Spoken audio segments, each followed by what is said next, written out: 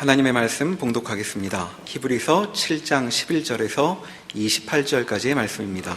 신약성경 358면 어간에 있습니다.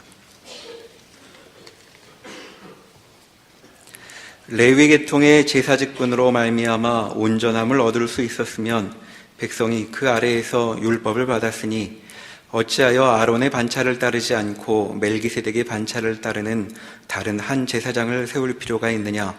제사직분이 바꾸어졌은즉 율법도 반드시 바꾸어지리니 이것은 한 사람도 제단 일을 받들지 않는 다른 지파에 속한 자를 가리켜 말한 것이라.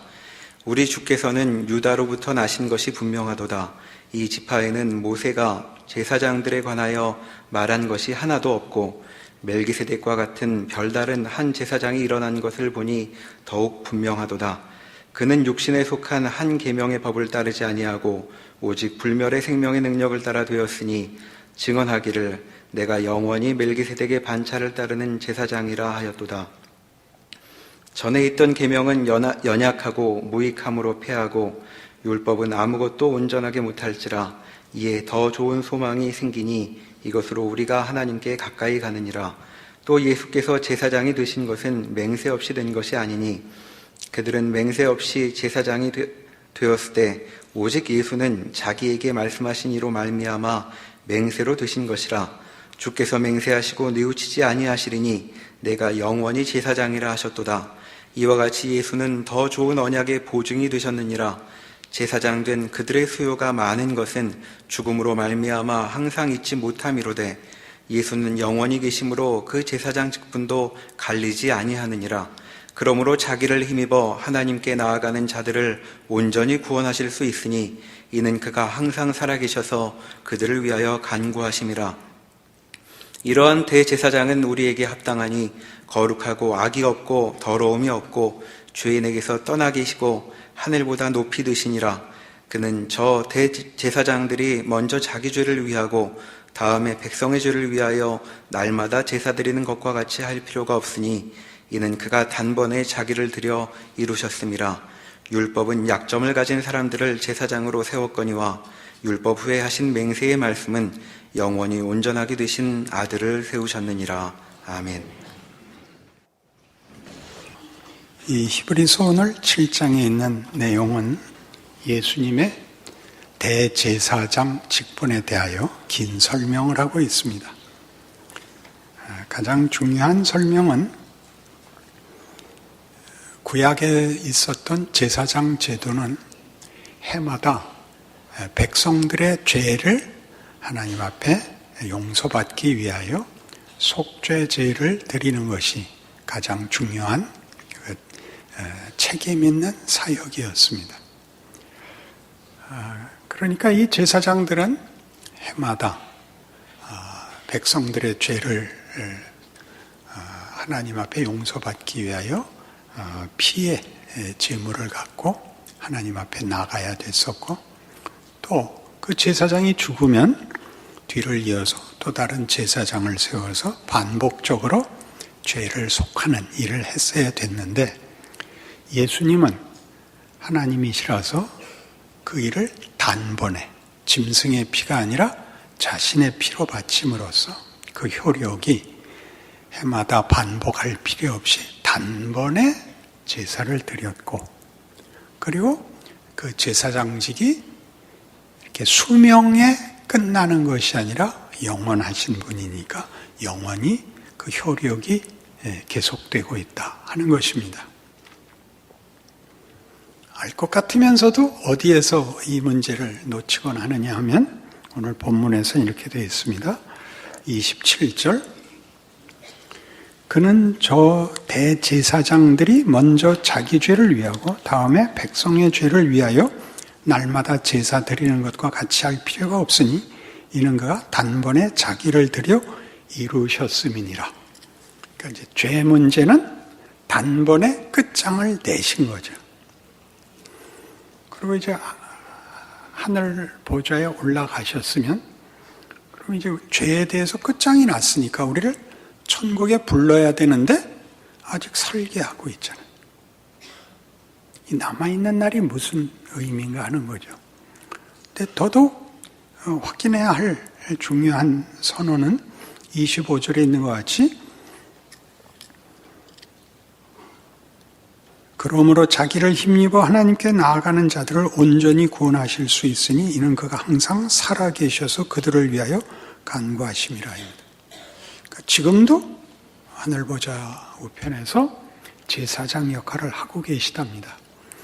그러면 단번에 십자가로 우리의 죄를 제거하신 분이 아직 살아서 제사장 역할을 하는 건 설마 죄가 반복되는 걸 씻기 위한 건 아니겠죠.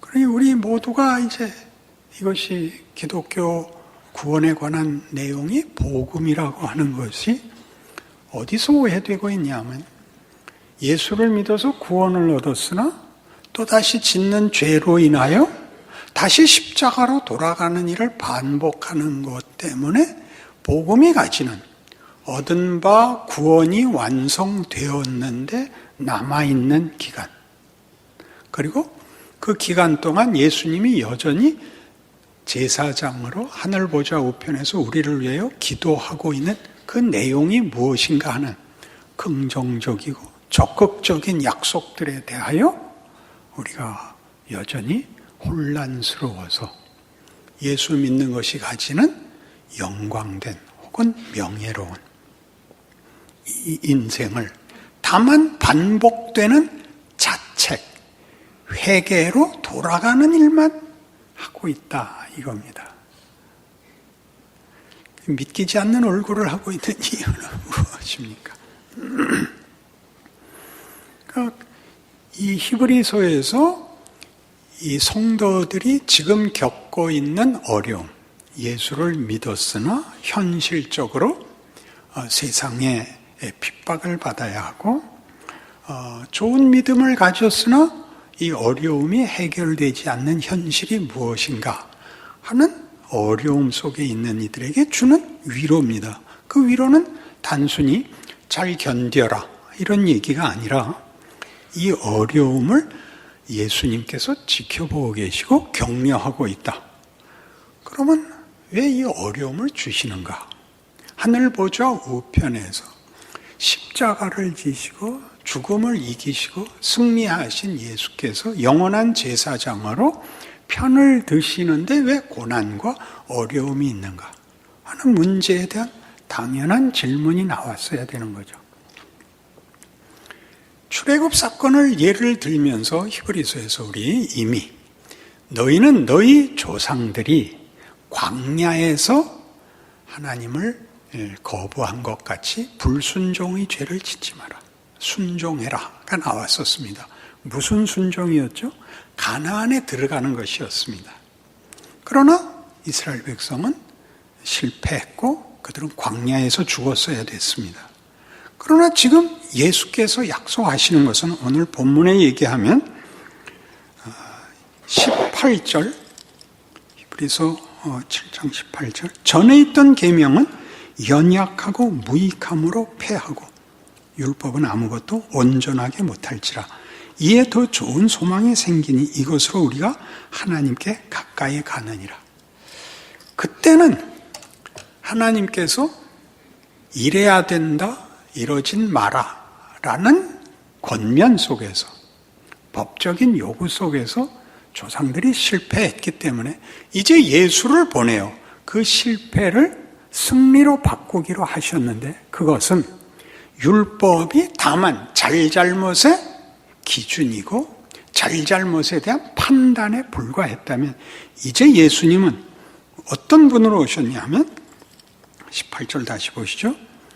율법은 아무것도 온전하게 못할지라 이에 더 좋은 소망이 생기니 이것으로 우리가 하나님께 가까이 가느니라. 더 좋은 소망, 더 좋은 어떤 새로운 방도 22절 이와 같이 예수는 더 좋은 언약의 보증이 되는 겁니다. 더 좋은 언약, 우리의 실패가 우리의 운명을 결정하게 놔두지 않겠다라는 약속 속에 있는 것이 예수의 지금까지 계속되고 영원히 약속된 영원한 제사장직이라는 말인 것입니다.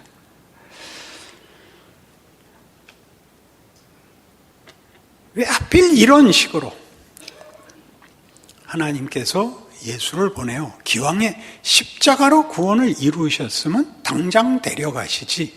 이 고난에 찬 인생, 실패해서 다시 자책하고 슬퍼해야 되는 이런 과정을 허락하시고, 예수님께서도 죽음을 이기고 천국에 부활 승천하사 하늘 보좌 우편에 앉아서 새삼스럽게 다시 애를 쓰실 필요가 있는가 하는 것은 우리한테 매우 큰 질문이 됩니다.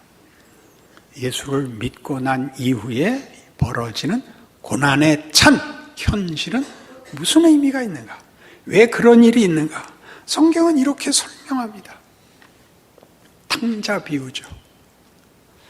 작은 아들이 자기 유산 부분을 먼저 달래서 나와서 허랑방탕하고 돌아옵니다. 아버지가 기쁘게 맞습니다. 자식은 나는 아버지 아들이라고 일컬음을 감당할 수 없습니다. 품꾼의 하나로 보십시오. 무슨 소리냐? 가락지를 끼워라, 목욕을 시켜라, 신발을 신겨라, 송아지를 잡아라. 큰아들이 들어와서 화를 내죠. 뭐냐? 작은아들이 돌아와서 잔치합니다. 나는 평생 아버지의 명을 어겨본 적이 없는데 이 나가서 전 재산을 말아먹은 놈한테 송아지를 잡아준다고? 나한테는 염소 새끼도 한번 잡아준 적이 없다. 아버지가 뭐라 그럽니까? 얘는 나갔다가 돌아와서 기뻐하는 거 아니냐? 너는 내게 다 네 거 아니냐? 그러니까 우리는 다 이 돌아온 게 끝입니다. 돌아와서 잔치해 주지만 그게 끝이 아니고 그 둘째한테도 뭘 시킬 것입니까? 아들다워지는 훈련을 시킬 겁니다. 자, 큰아들은 뭘 하고 있죠? 인감도장을 갖고 있죠. 아버지 한도 무제한의 카드를 쥐고 있는 거 아닙니까? 어떻게 써야 되는지, 자기가 가진 지위와 자기의 신분과 자기의 영광된 책임을 모르고 있죠. 작은 아들 돌아와서 끝난 게 아니라 이리 갈 거죠. 우리는 구원을 받아서 회개해서 돌아와서 이리 가야 되는데 뭔만 하죠? 나갔다 돌아왔다만 하고 있는 셈이죠. 거기에 중요한 달란트 비유가 나오죠. 5달란트, 2달란트, 1달란트 종들에게 맡기고 주인이 먼 곳에 여행을 갑니다. 그동안에 5달란트, 2달란트 받은 종은 열심히 살아서 이익을 남겼으나 셋째 종은 파묻어뒀다가 바칩니다. 주인이 화를 내죠. 너는 나와의 관계가 이것뿐이냐? 이겁니다. 이 두 충성된 종은 주인이 자기네들에게 주인의 기업, 주인의 사역에 동참할 기회를 줬다고 생각하여 힘을 다하여 봉사합니다. 무슨 유익이 있죠? 주인이 가진 어떤 경지에 동참하며 주인이 가진 책임에 동료가 되는 귀한 기회를, 영광을 누리게 되고, 이 마지막 종은 죄 안 진 게 다죠. 말아먹지 않은 게 다죠. 그렇지 않은 인생을 살게 했다. 하나님이 하시는 일에 동참하며 그리하여 주인의 마음을 나누어 갖는 일에 우리 인생을 부르고 있다. 이렇게 우리 인생이 남아있는 이유를 달란트 비유가 설명하고 있는 셈입니다. 이제 남은 걱정은 하나입니다. 우리가 혹시 세 번째 종이 되면 어떡하나 하는 것이죠. 로마서 5장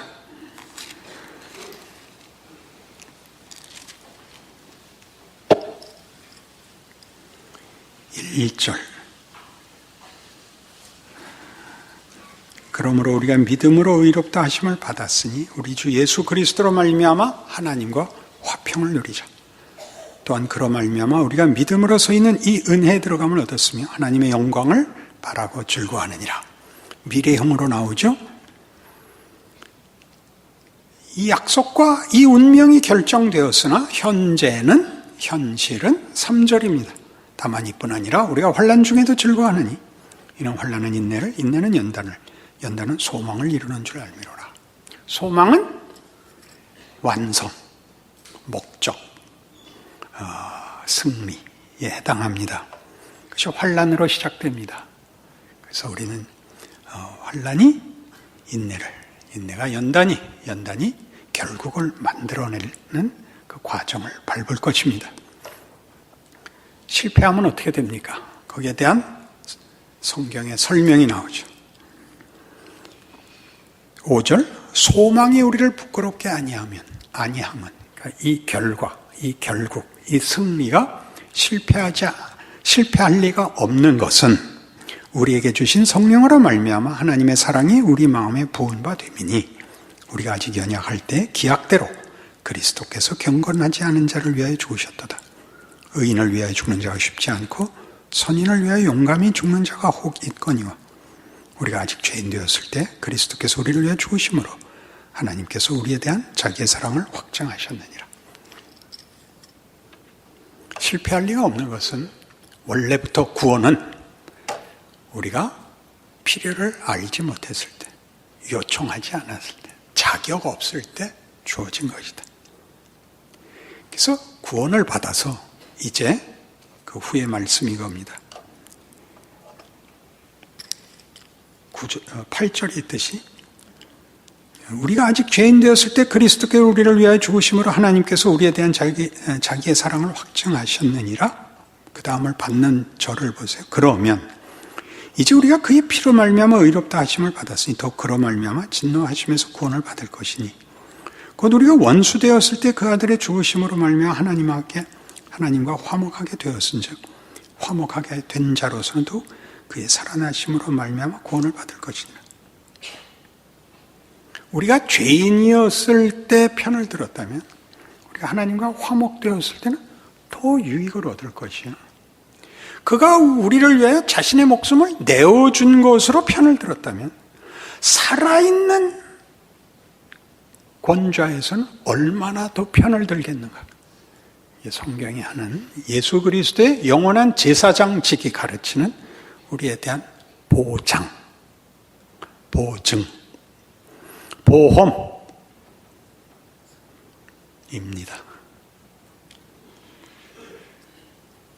그러므로 이제 우리로 화목하게 하신 우리 주 예수 그리스도로 말미암아 하나님 안에서 또한 즐거워하느니라. 그러니까 이 즐거움은 여러분들이 받는 모든 고난과 실패들이 이런 훨씬 큰 영원하신 대제사장이신 예수 그리스도의 사역 속에서 이것이 다 실패로, 절망으로는 갈 수 없다고 묶어놓고 있다고 말하는 것입니다.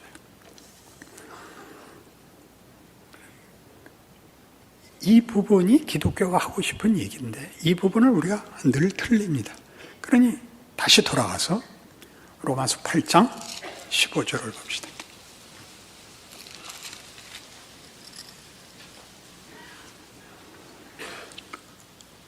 로마서 8장 15절, 너희는 다시 무서워하는 종의 영을 받지 아니하고 양자의 영을 받았으므로 우리가 아빠, 아버지라고 부르짖느니라.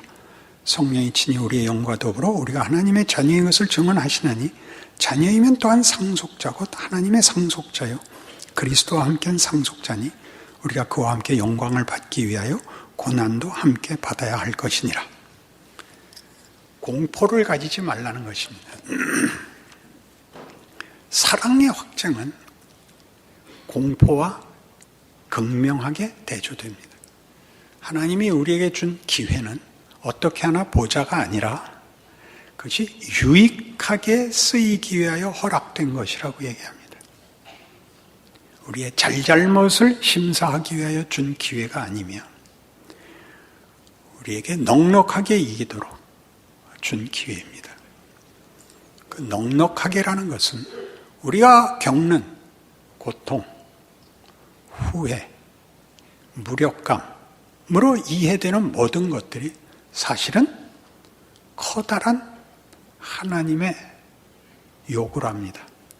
여기식으로 얘기하자면 그리스도와 함께한 상속자로서 그와 함께 영광을 받기 위하여 고난도 함께 받아야 되는데, 이 고난이 우리에게 주는 이 공포, 여기서 실패하는 것은 어떻게 되는가?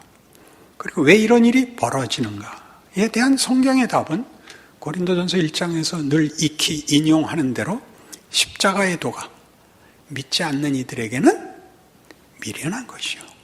믿는 우리에게는 하나님의 능력이요.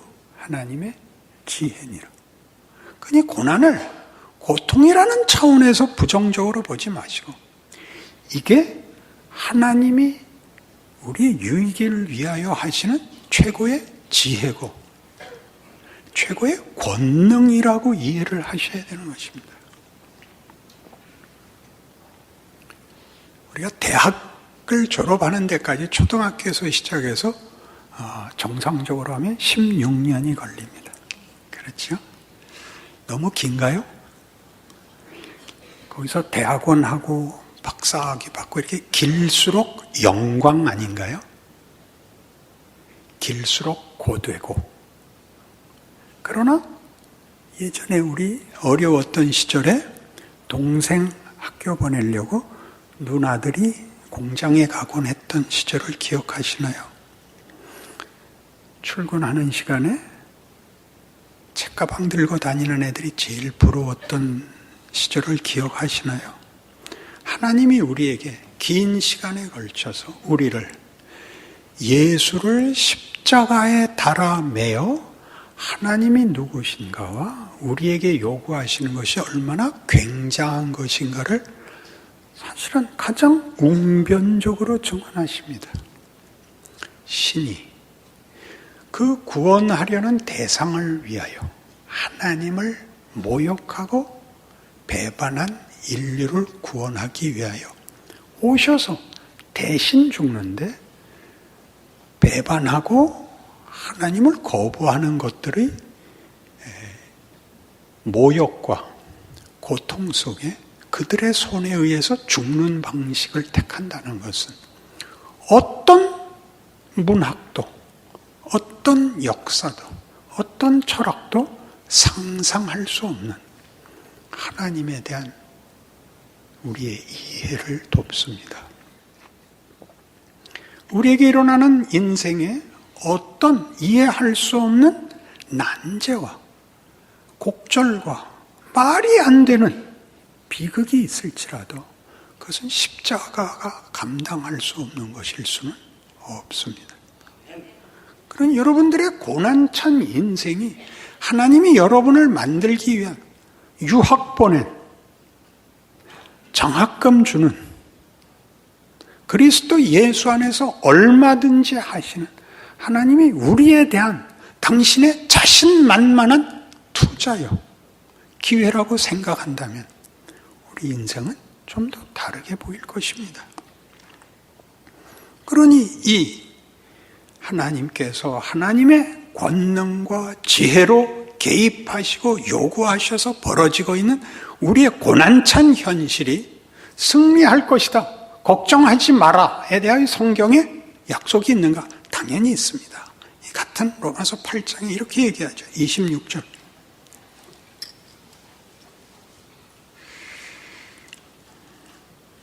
24절부터 볼까요? 우리가 소망으로 구원을 얻었으며 보이는 소망이 소망이 아니니 보는 것을 누가 바라리요? 만일 우리가 보지 못하는 것을 바라면 참음으로 기다릴지니라. 여기가 싫죠. 그죠? 참는 게 속 시원했으면 좋겠죠.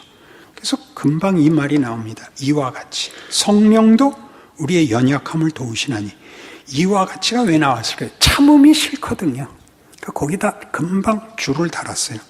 우리는 마땅히 기도할 바를 알지 못하나 오직 성령이 말할 수 없는 탄식으로 우리를 위하여 친히 간구하시느니라.